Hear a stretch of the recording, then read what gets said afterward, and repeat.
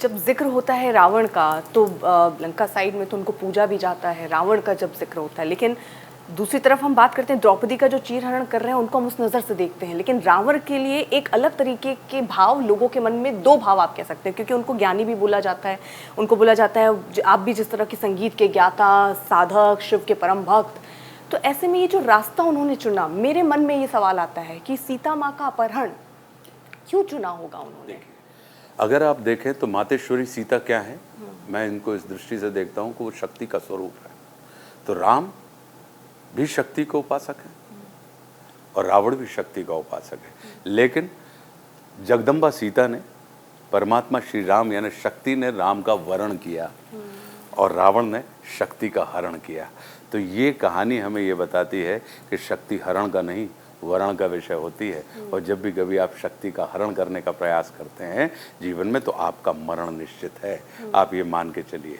तो कहीं ना कहीं ये तमाम चीज़ें जो एब्सोल्यूट पावर की जो हमको और आपको बताई जाती हैं कि ज्ञान बल, धन बल, बाहुबल, जन बल, ये तमाम चीज़ें कहीं ना कहीं रावण इस चीज़ का प्रतीक है कि इन सब के पास ही एक्सट्रीम था इनके पास। लेकिन ज्ञान के माध्यम से आप नियंत्रित हो रहे हैं या ज्ञान को आप नियंत्रित कर रहे हैं, अंतर इतना है। आप जन के माध्यम से नियंत्रित हो रहे हैं या जन को आप नियंत्रित कर रहे हैं। आप बाहुबल के माध्यम से नियंत्रित हो रहे हैं या आप अपने बाहुबल को नियंत्रित कर रहे हैं। तो ये तमाम जो जितनी भी जो घटना है रामायण की, जो महाकाव्य है, जो आज तक सदियों से हमारे और आपके बीच में चल रहा है, वो कहीं ना कहीं हमारे और आपके जीवन को एलिवेट करने के लिए है कि हम इसमें निहित जो प्रच्छन्न छिपी हुई जो शिक्षाएं हैं यदि हम देख लें। देखिए ना आप, कितनी अद्भुत बात है कि मर्यादा पुरुषोत्तम श्री राम जो भगवान विष्णु का अवतार हैं, तो परमात्मा हमको और आपको ऊपर उठाने के लिए ऊपर से नीचे आते हैं। अब ये हमारे ऊपर निर्भर करता है कि हम उनके माध्यम से हम अपने जीवन को नैतिक तौर पर ऊपर उठाएं या हम उनको ही अपनी बराबरी का कर लें और उनको अपने स्तर पर लाकर खड़ा कर दें। बहुत सारे लोग हैं अपने ही धर्म में, हिंदू धर्म में, आप दूसरा धर्म हमें नहीं समझ पा रहा है वो समझ आता है, बट अपने ही धर्म में बहुत सारे ऐसे लोग हैं जो कोर्ट तक पैरवी करने पहुंच जाते हैं राम के अस्तित्व को लेकर। राम को एक कल्पना बताते हैं, हम उसको हम एक आराध्य के तौर पर मानते हैं, एक अवतरण के तौर पर, एक अवतार के तौर पर मानते हैं।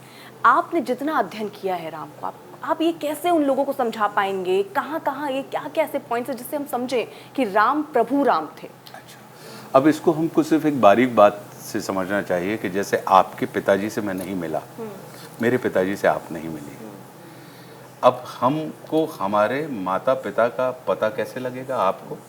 मेरे भाव भाषा व्यवहार को देख के आप मेरे माता पिता या मेरे पूर्वजों का पता लगाएंगे। मैं आपके भाव भाषा व्यवहार को देखकर आपके पूर्वजों का पता लगाऊंगा। तो अब देखिए, चूंकि ये हमारे भाव भाषा व्यवहार जो हैं, हमारे आचरण जो हैं, जिस दिन रामोचित हो जाएंगे, अब हमारे भाव भाषा आचरण के कारण ही हमारी जो वास्तविकता थी वो जगत को कल्पना लगने लगी, क्योंकि उसने देखा कि अरे आप राम की तो बात करते हैं लेकिन आपके अंदर रामोचित आचरण नहीं है। जिन आचरणों का आप उल्लेख कर रहे हैं उन उल्लेखों का आपके अंदर तो कहीं दर्शन हमें प्राप्त नहीं हो रहा है। तो ये हमारे ऊपर निर्भर करता है कि हम अपने आचरण से, क्योंकि मर्यादा पुरुषोत्तम श्री राम के मात्र चरण ही नहीं, आचरण भी पूजनीय है। हम उनके चरण पकड़ के हम उनकी गति को प्राप्त होंगे।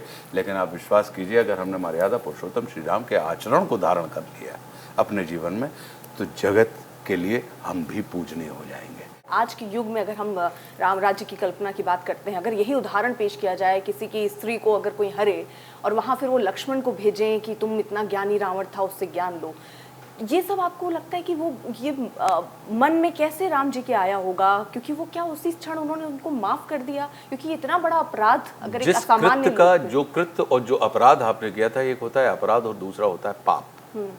अपराध हमेशा प्रत्यक्ष होता है, पाप जो होता है वो हमेशा प्रच्छन्न होता है। हमारे आपके विधान जो चलते हैं, संविधान जो चलता है, वो अपराध को दृष्टिगत रखते हुए चलता है। लेकिन परमात्मा के जो विधान होते हैं वो अपराध नहीं, पाप को दृष्टिगत रखते हुए चलते हैं। कि हमारे बुजुर्ग भी हमसे कहते हैं कि क्या नहीं करना है वो सीख लो, है ना। तो किससे सीखो? जिसने बहुत कुछ किया हो, जिसने वो सब कुछ किया हो, उससे भी क्या नहीं करना है उसकी शिक्षा ले लो। अगर तुम्हें क्या करना है ये नहीं पता है तो क्या नहीं करना है इसी को जान लो। तो इससे तुम्हारा कम से कम शरण तो नहीं होगा, तुम स्थिर रहे आओगे। तो जो भी जीवन में हमारे यहाँ जिस भी किस्म की, तो ये एक राम की वो दृष्टि बताती है, वो विस्तृत दृष्टि बताती है कि इसके बाद भी उनके अंदर वो विवेक कि इस व्यक्ति के अंदर विशेषता क्या है, इस व्यक्ति से क्या चीज़ें हमें एक्सट्रैक्ट कर लेनी चाहिए, निकाल लेनी चाहिए, जो आने वाले समय में कहीं ना कहीं सबके लिए कल्याणकारी हो। कि एक सर्वोच्च एब्सोल्यूट पावर पर पहुंचा हुआ व्यक्ति कहाँ चूक गया, कहाँ उससे गलतियां हो गई। और फिर रावण भी जो साझा कर रहा है लक्ष्मण जी के साथ, वो क्या साझा कर रहा है, वो इसी चीज़ को उस निर्लिप्त भाव से बता रहा है कि मुझसे कहाँ चूके होंगे। कि रावण को अपने ज्ञान का अहंकार था और तुम्हारे भाई राम को अहंकार का ज्ञान है। अब ये जो चीज़ है कि क्या अंतर है राम और रावण का। रावण एक नायक है। नायक का क्या अर्थ होता है, जिसके मित्र, जिसके समर्थक उसकी प्रशंसा करें, उसका आदर करें, ऐसा व्यक्ति नायक होता है। लेकिन राम जो है वो महानायक है। महानायक की क्या विशेषता होती है कि जिसके शत्रु भी उसकी प्रशंसा करें और उसका आदर करें, ऐसी अस्मिता वाले व्यक्ति को महानायक कहते हैं। तो राम को तुम नायक मानने की भूल मत करना, राम को तुम महानायक मानना। तुम्हारा लक्ष्य जीवन का क्या है कि राम के सदैव अनुगामी रहना, राम के मार्ग उनका सदैव अनुसरण करते रहना, और मात्र उनके चरण ही नहीं, उनके आचरण को भी अपने जीवन में उतारने का प्रयास करना। तो क्या बता रहा है वो तमाम चीजें बता रहा है लक्ष्मण जी के साथ, जो उसके जीवन की, जो अपने अनुभवजन्य सत्य हैं कि इस प्रखर शत्रुता के बाद भी राम की जो विशेषता है और राम की जो चेतना है, या राम का जो अस्तित्व है, या राम की जो विशालता है, रावण की दृष्टि से उसने रावण ने छोटा नहीं किया। उनकी उस विशालता को स्वीकार कर रहा है और वे जान रहा है कि हमारा मार्ग क्या है, कि महादेव के वो भी उपासक हैं, महादेव का मैं भी उपासक हूँ। मेरे आराध्य भाव में महादेव हैं, महादेव के अतिरिक्त कोई अन्य व्यक्ति आराध्य भाव में नहीं आ सकता। तो मैं क्या करूँ कि मेरे आराध्य जिसको अपना आराध्य मानते हैं, यदि उसकी भी मुझे कृपा प्राप्त करनी है तो कैसे करें। तो आराध्य भाव में तो हम आपको नहीं रख सकते। क्यों? क्योंकि हम स्खलित हो जाएंगे। आराध्य के अंदर खुददारी होती है, वफादारी होती है, एक निष्ठता होती है, उसको वो चार अपने आराध्य नहीं बना सकता। तो क्या कर रहा है, तो अब आपको कैसे प्राप्त करें। तो वो ये जानता है कि जितनी तीव्रता प्रेम के भाव में होती है, उतनी ही तीव्रता शत्रुता के भी भाव में होती है। हम या तो अपने प्रेमी की तरफ आकर्षित होते हैं, खिंचते चले जाते हैं, या अपने शत्रु की तरफ हम बड़ी तीव्रता के साथ खिंचते चले जाते हैं। लेकिन शर्त एक है कि जैसी प्रेम में शुद्धता होती है, वैसे ही शत्रुता के अंदर भी शुद्धता हो। कभी भी मित्रता करनी हो तो अपने समदर्शी या अपने समतुल्य व्यक्ति के साथ कर सकते हैं, लेकिन शत्रुता सदैव अपने से योग्य व्यक्ति के साथ ठाननी चाहिए। ये रावण का वचन है। क्योंकि हमारे व्यक्तित्व का आकलन हमारे मित्रों को देखकर नहीं, हमारे शत्रुओं को देखकर करता है। जितना बड़ा और गरिमापूर्ण हमारा शत्रु होता है, उतने ही बड़े और गरिमापूर्ण व्यक्ति की ख्याति को हम प्राप्त होते हैं। जो कुछ संसार में कुछ लोग लड़कर, कुछ लोग जुड़ने के बाद आपस में लड़ते रहते हैं, और कुछ लोग लड़ने के बाद जन्म जन्मांतर के लिए आपस में जुड़ जाते हैं।